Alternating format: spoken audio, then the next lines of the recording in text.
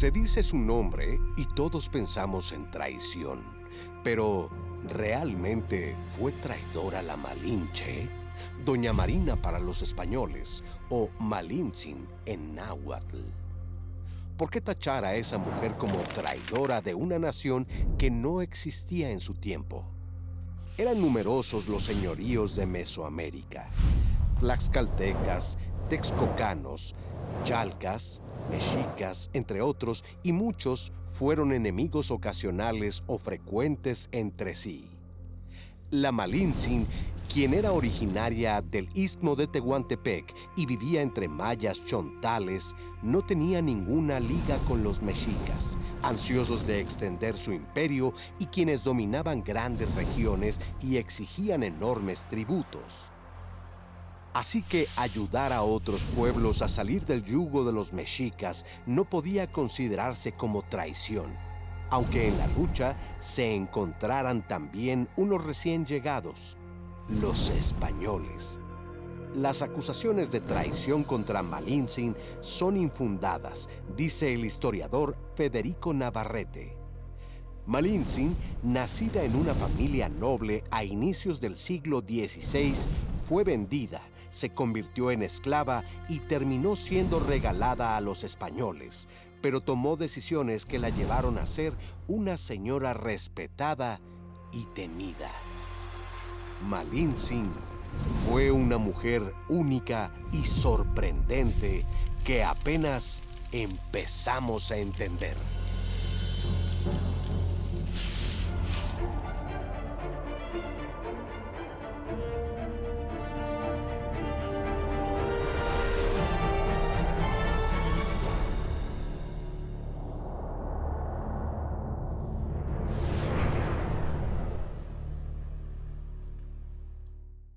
Fue fundamentalmente la intérprete de Hernán Cortés en la expedición entre 1519 y 1521 que llevó a la caída de México Tenochtitlan. Eso que llamamos incorrectamente conquista de México y que fue más bien una guerra entre los pueblos mesoamericanos, los tlaxcaltecas, los texcocanos, los chalcas y los mexicas o aztecas, que eran entonces el pueblo más poderoso.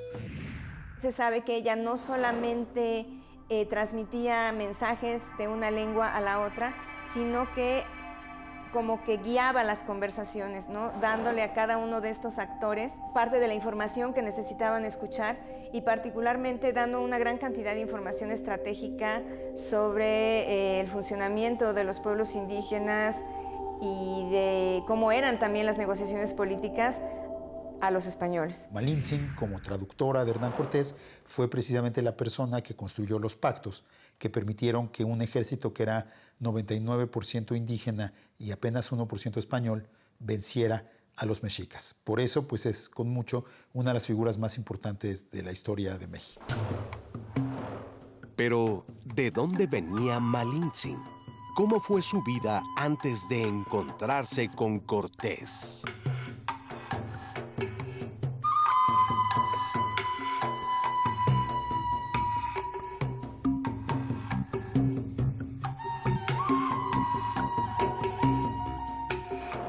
Sabemos que era oluteca, que es del pueblo de Oluta o Olutla, que es una comunidad mijezoque que se encuentra en la costa del Golfo de Veracruz.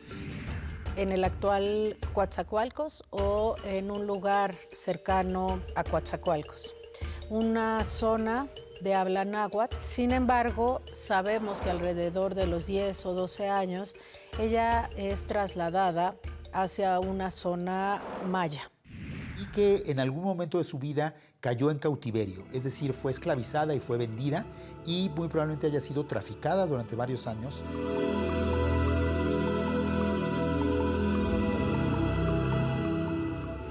Bernal Díaz del Castillo contó una historia muy novelesca acerca de que ella había quedado huérfana de padre, su madre se había casado con otro señor y que esto había sido lo que había llevado a que ella fuera después vendida como esclava y pasara pues de amo en amo.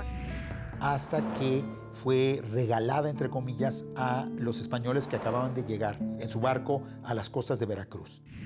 Que le es dada a Hernán Cortés después de que él gana una batalla en el poblado de Centla. Entre otros artículos se le ofrecen 20 mujeres. Una de ellas es doña Marina.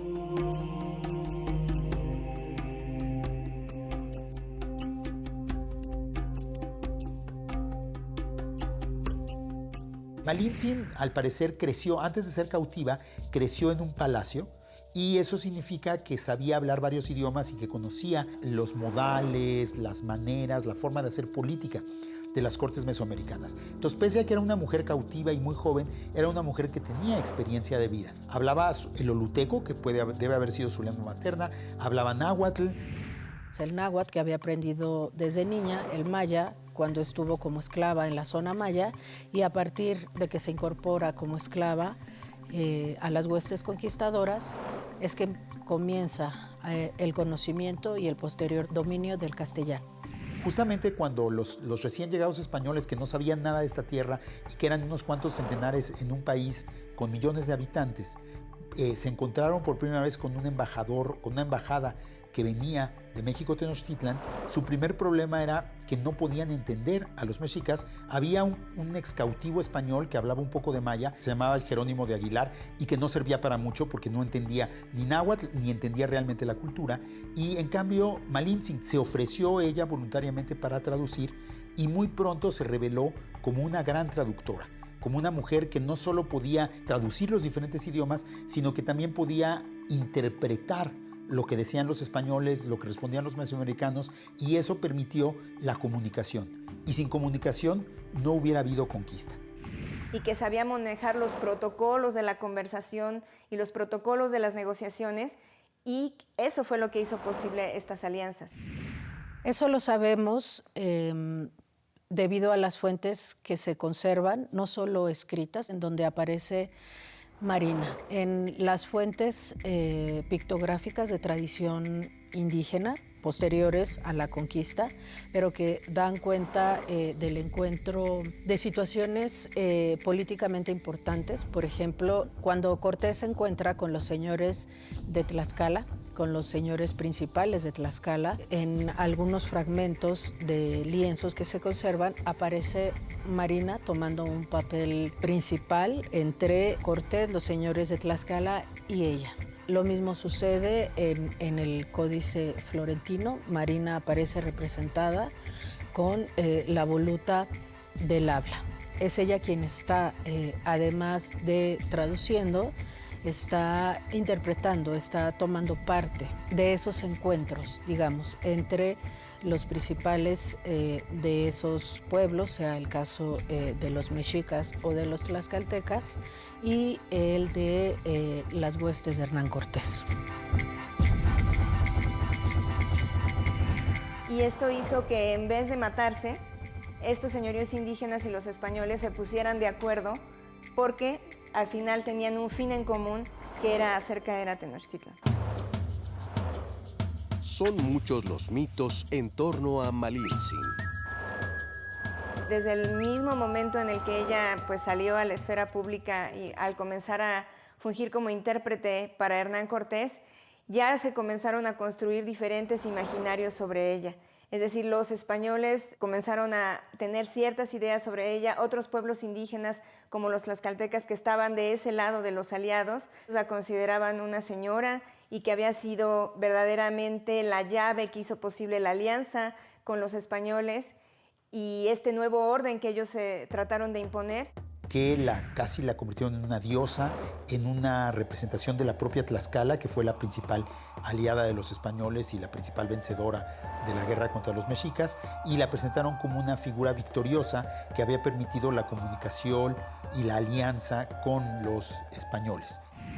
Sabemos, por ejemplo, del otro lado, que los mexicas la veían como una figura de temor, ¿no? Una figura en la que no confiaban. Y por el otro lado sabemos que los españoles, particularmente Bernal Díaz del Castillo, habla muy bien a favor de sus habilidades como mediadora política.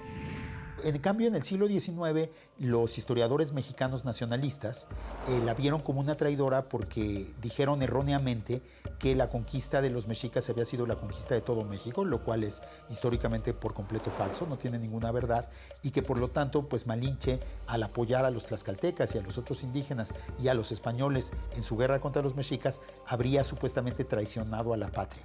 Pero eso es una falsedad porque pues la patria no existía en ese entonces, y porque realmente esta fue una guerra entre enemigos que ya eran enemigos antes de que empezara la conquista. O sea, los tlaxcaltecas ya eran enemigos de los mexicas, y Malinche, que había nacido en un pueblo que no tenía nada que ver con los mexicas, pues no tenía por qué defender a un pueblo que para ella era fundamentalmente extranjero. Entonces las acusaciones de traición que se han hecho con ella son infundadas, son falsas. Por un lado, el muralismo mexicano, quizá la imagen que más presente está en la representación de Doña Marina como una mujer lasciva, ambiciosa, que por un interés propio, aunque no se explicita cuál es, pero que no duda en usar su cuerpo para obtener cierto beneficio individual, accede a los requerimientos del conquistador, es esta figura que se representa en los murales de Palacio Nacional, que fueron creados en la década de 1930. Ella era pues una cautiva, vivía a la merced de las personas que se creían sus dueñas, podía ser regalada, muy probablemente haya sido violada o ultrajada antes y después de estar en manos de los españoles. Era una cuestión de supervivencia. Si ella no complacía a Cortés, Cortés la podía matar en cualquier momento, y entonces Malintzin pues tenía que evitar esos maltratos y probablemente buscaba complacer a Cortés. Hernán Cortés fue el que no habló de ella para nada, ¿no?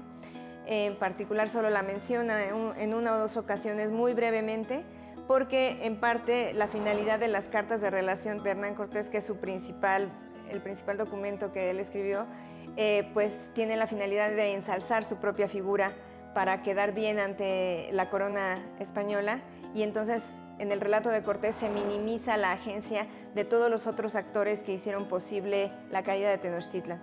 Se minimiza la agencia de otros soldados españoles, se minimiza la agencia de los decenas de pueblos indígenas y cientos de miles de soldados indígenas que participaron, y se minimiza muchísimo la agencia de Doña Marina como intérprete. Otro de los mitos acerca de Malintzin es que estuvo enamorada de Cortés.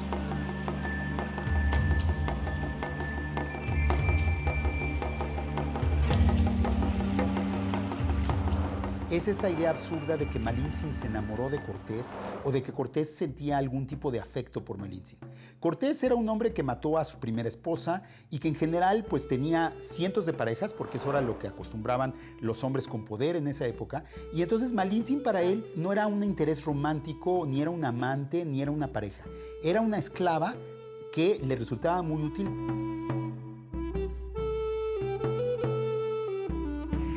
Al principio, cuando esta mujer le fue regalada junto con otras 19 mujeres a los españoles, ella fue asignada a otro español para que fuera su pareja, pero en el momento en el que ya se volvió una intérprete fundamental para Hernán Cortés, él comenzó también a cohabitar con ella, tuvo un hijo con ella. Se sabe que lo acompañaba, que lo aconsejaba, pero no se sabe más. Así, es improbable que Malintzin se enamorara de Cortés. Los que creen eso son básicamente hombres blancos que se imaginan que todas las mujeres indígenas se van a enamorar de ellos, pues por el simple hecho de que son hombres blancos. Lo más probable es que lo que haya habido entre Malintzin y Cortés haya sido una relación de intereses mutuos. O sea, a Cortés le convenía que Malintzin tradujera porque se dio cuenta que era una buena traductora y que convencía a los mesoamericanos. Y por el otro lado, Malintzin sabía que como una cautiva, pues su destino era inseparable del destino de su cautivador, de su dueño, entre comillas. Convertir todo eso en un romance es una mentira, es una falsificación y no tiene el menor sustento histórico. Malintzin tuvo inteligencia de sobra y se pudo labrar un futuro dentro de aquella situación.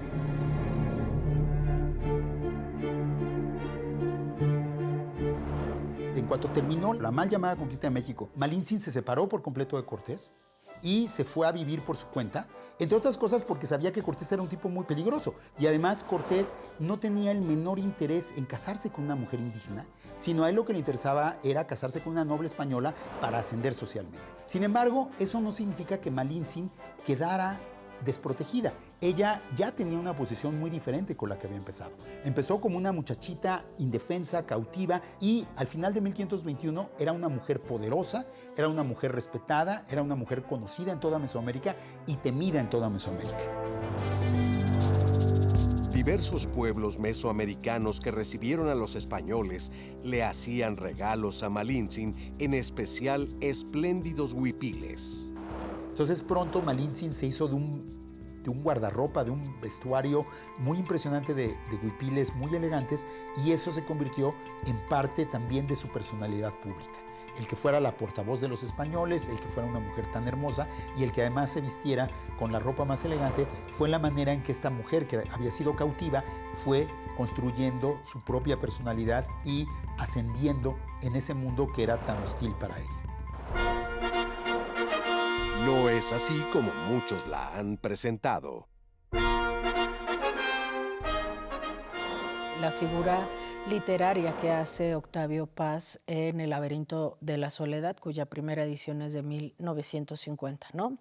Ahí se habla textualmente de la india violada, que está paralizada, encantada, cegada por la figura del poder de los conquistadores y que no se da cuenta que está siendo usada y violada. Paz escribió: el símbolo de la entrega es Doña Malinche, la amante de Cortés. Es verdad que ella se da voluntariamente al conquistador, pero éste apenas deja de serle útil, la olvida. Doña Marina se ha convertido en una figura que representa a las indias, fascinadas, violadas o seducidas por los españoles. Y del mismo modo que el niño no perdona a su madre que lo abandone para ir en busca de su padre, el pueblo mexicano no perdona su traición a la Malinche.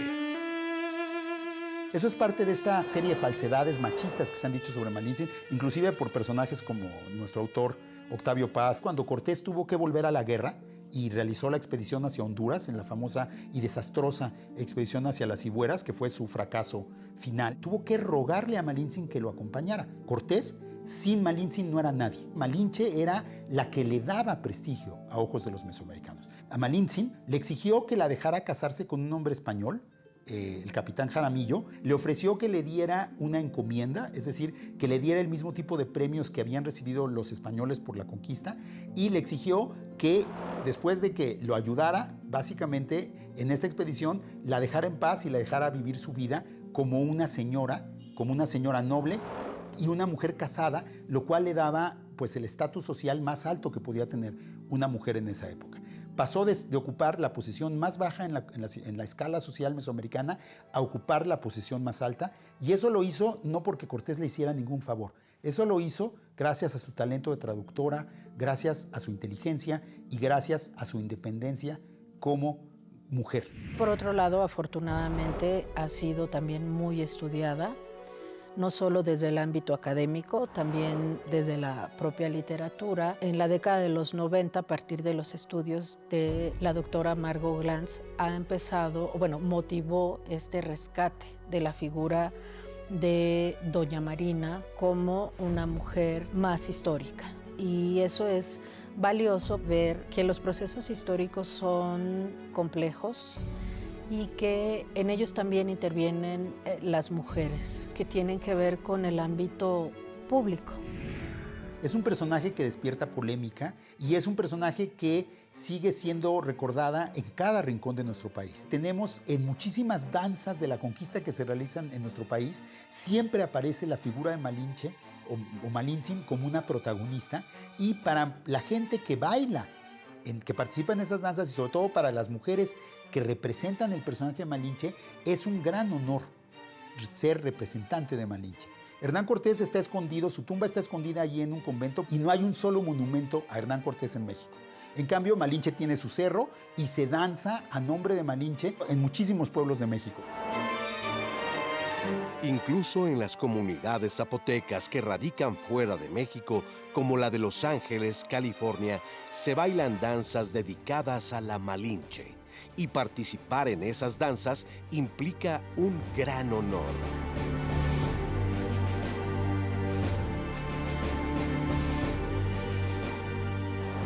Lo que corresponde ahora es dejar atrás todos esos infundios, todas esas mentiras, todas esas falsedades que se han escrito desde el racismo, desde el machismo, desde la misoginia contra Malinche y conocerla realmente y tratar de entender que finalmente ella, tanto como los llamados conquistadores, es de las fundadoras de lo que es México hoy, porque fue ella la que permitió que hubiera las alianzas y esas alianzas permitieron que hubiera la victoria compartida contra los mexicas y esa victoria compartida fue la base de un nuevo orden, de una nueva religión, de una nueva forma de vida en nuestro país. Si Malinche no hubiera estado ahí para abrir esas puertas, la historia hubiera sido probablemente muy diferente.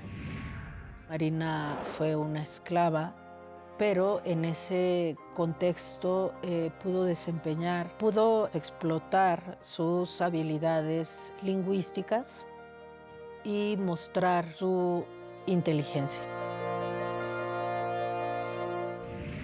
Y tener un papel fundamental en estos acontecimientos. Estaba precisamente en esos encuentros donde estaba Cortés, estaba Moctezuma, estaban los señores de Tlaxcala y de otros pueblos indígenas y finalmente consiguió labrarse un futuro diferente del que hubiera tenido de haber seguido viviendo en la condición en la que estaba entre los mayas chontales. Entonces, más allá de juzgarla con estos ojos del nacionalismo, habría que ver todas las habilidades y talentos que ella tuvo y cómo supo moverse en un contexto sumamente difícil en el que había que lidiar con estos hombres que manejaban distintas lenguas, distintos intereses, distintas concepciones sobre lo que es la política y que ella logró generar estas alianzas. Debe reconocérsele que fue una mujer admirable. Más allá del mito misógino y colonialista de traidora que le fue fabricado, la figura de Malintzin pervive hoy en día como una mujer extraordinaria que desempeñó una labor fundamental en un momento decisivo de nuestra historia.